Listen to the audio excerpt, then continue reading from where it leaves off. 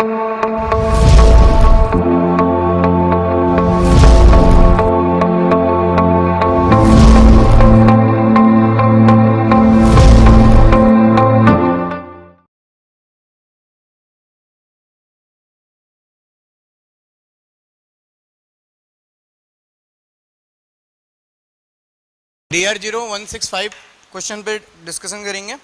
इसमें देखिए, इसमें क्वेश्चन ये इस तरह से पूछा गया है, an isolated particle of mass m is going in XY plane along x axis at certain height.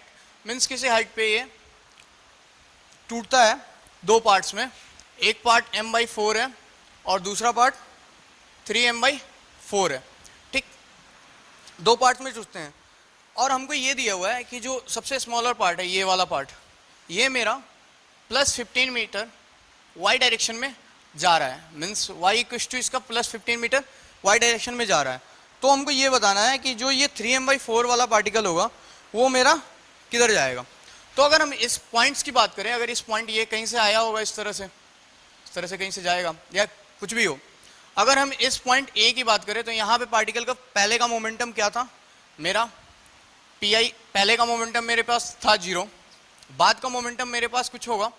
ठीक, जो इन दोनों पार्टिकल्स के मिलने से बनेगा। मीन्स इस पार्टिकल का मोमेंटम प्लस इस पार्टिकल का मोमेंटम, दोनों का मोमेंटम अगर हम जोड़ेंगे तो इतना आएगा। अब हमें ये देखते हैं कि अगर सपोज ये अगर 15 मीटर जा रहा है तो ये 3m/4 वाला जो पार्टिकल है वो कितने मीटर जाएगा।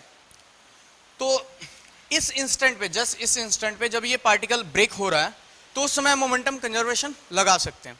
तो अगर हम देखें तो मेरा पार्टिकल जो है m/4 into Y plus 3m/4 into Y dash, ये होना चाहिए और ये मेरा क्या है, 0 के बराबर होना चाहिए।